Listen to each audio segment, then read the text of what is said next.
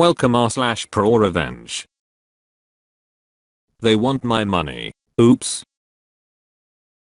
Backstory. In WWII, my uncle Haj was an engineer with the RAF. He rapidly climbed the ranks and ended up being the head engineer at a local base. After the war, he met his wife of 45 years, Eve. It was the typical post-war relationship, without children though due to complications. He quickly found a job at our village coal mine, known locally as a pit. He went from engineer to foreman very quickly. The man had a knack for leadership, that's for sure. He and Eve, some of his RAF buddies and his sister, my grandmother, often went to Spain for holidays, at least once/year, before they all retired. After that, whenever they felt like it. The family. The unfortunate truth is that family isn't always nice. My grandmother was his only surviving direct family. Eve, on the other hand, had a large family. Very large. The trouble with large families is that often there's a few bad eggs. In this case, it was quicker to count the good ones. As Haj would put it, the trouble with eggs is, you can only tell the good ones by spinning them quick, or dunking them in water. I don't fancy going to prison. More often than not, Eve's family would drop by and ask to borrow money. Not from Eve, she had none. Haj had always been industrious, saving as much as he could, and only really spending what he had to, other than the holidays of course. The incident. When I hit 18, legal drinking age in the UK, he took me for my first beer, as my dad worked nights, and had to sleep. He didn't drink, which was uncommon for him, as he was a regular at the working men's club we were in. Me, Haj, how come you're not drinking? I can't in good conscience drink your money without you getting a sniff, Haj. Well, I suppose one can't hurt. Don't tell Nip, his name for my grandmother, Sheila, but I've just been diagnosed with diabetes type 2. Don't want to take any chances me. I'll keep your secret, but you need to tell her, just on the off chance. Haj. I'll tell her in good time, kiddo. Now get it down you, before it goes flat. Neither of us took much notice to the people around us, so we didn't notice Eve's nephew in the corner. 5 years pass, I've seen him a few times, less than I'd like, because of work and him going overseas. The build up. I visited my grandparents one day, to find my grandmother sobbing, with Haj sat on the sofa. Haj, put the kettle on, kid. I need to tell you something. I make a coffee for Gran and Grandad, hot chocolate for me, and green tea for Haj. Haj, now listen up. I've not got long on this wretched planet, but you're not to cry over me. I've been diagnosed with late stage cancer, and couldn't be fucking happier to be leaving. To Gran, sorry Nip, I know you don't want to hear this, but it has to be said. You and yours will be looked after of course, but you're not to tell Eve and her family. To everyone, I've made up a new will. I want everyone to go to the reading. I've prepared a little gift for the family. Shortly after this chat, we found out he passed away. We kept it from my grandmother that he'd taken his own life. It had destroyed her. Let it be said that Haj was always a man independent of others. He made his choice, so Gran wouldn't suffer seeing him deteriorate over time. The revenge. We went to the reading as a family like he asked. It's the only thing he ever asked of us. We'd seen people we never met, never even heard of, so of course, there were some sullen scowls across the table. Lawyer, now that we are all here, please watch this video. Haj has a message for you all. Haj from beyond. Now then, I imagine this will be a shock to most of you, but I had cancer. If you're watching this, I want you to know that some of you made my last few years pleasant. Others, well, we'll get to you. To my side of the family, not one of you came to me asking if I was alright or wanted anything doing. Instead, you asked if I wanted a hand with anything. For this, I thank you. I've never had anyone do anything for me unless they were my underlings in the RAF, and I didn't aim to start when I found out I was on my way out. You knew me better than most of my close family. I'll tell you if something's wrong. Good on you. Now then, let's get to the good bit.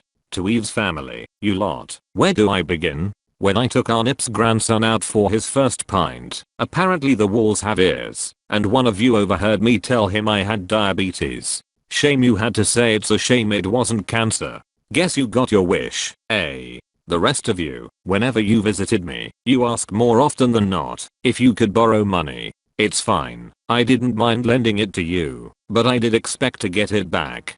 So, here's how this is going to work. I've split my money and put it in trust with my oldest friend, the lawyer. Nobody is getting a thing to leave Pops her clogs, so don't bother asking. Eve can stay in the house I work my ass off for until she either dies or has to go into care for any reason. The house is not to be sold until after she dies. Lazy as she is, she's still my wife. Once she dies, the house is to be sold at a reasonable price to the next owners, and the money from that is to be added to the total for my finances and split with the family. Eve's is her own, and she can do with it what she wants, other than add it to my total. Lawyer has been left instructions on this. Now, here's how it'll be split.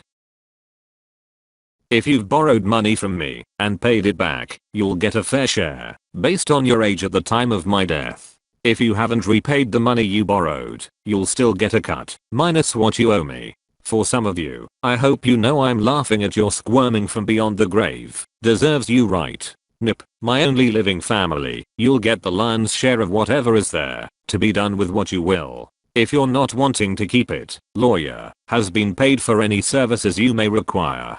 Trust him, he's a good lad, and saved my ass on more than one occasion in the war. Nip's sons will get a decent chunk to help with whatever you need, and your children will be provided for as well. To my mum, not once have I heard anything bad about you. You're getting a cut too, like it or lump it. Op, you've been a great help the last couple of weeks. I called you unfairly at 3 AM to help me out of the bath after finally giving up getting myself out. Sorry you had to see that. You didn't have to help the next day with the decorating either. If you weren't already on your career path, you'd make a fine tradesman. You will receive a cut, to be determined by the near future's events. You said how you will.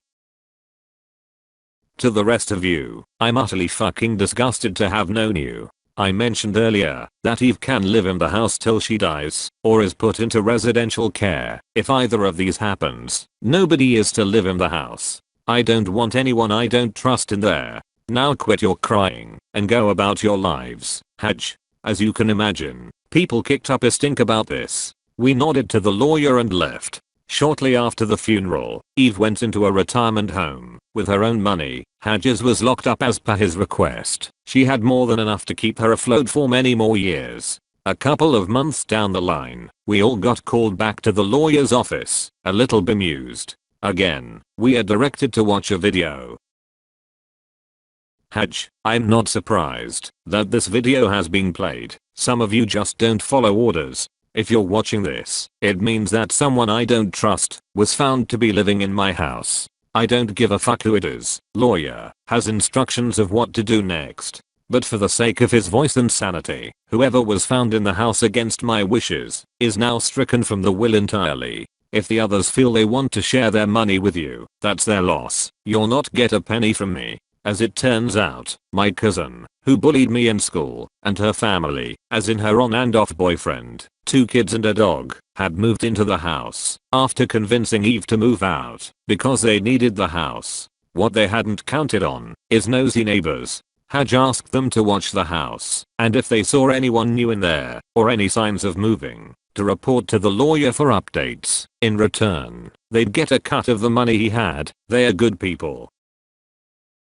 Also, don't screw with a physician. A family friend of mine left her money to her nieces and nephews, my sister and I, her 3 godchildren, and 1 childless sister. One of her other sisters was married to a CFO and another sister was married to an asshole. When she died, the asshole was counting on getting a share of her estate. When he heard it was going to be split up among the kids plus my sister, me, and the 3 godchildren, he was pissed. I overheard him trying to drum up support with the childless sister's husband to contest the will and get the 5 non-related kids disinherited and give it to him and his wife. Well, family friend didn't trust him and put a clause in the will. I've never seen a man go that white that fast. The clause was if anyone, or their appointed representative, contests this will, they will find themselves disinherited, and their share will be redistributed. If he had disputed the will, he would have cost his 3 kids their inheritance, which was a significant chunk of money.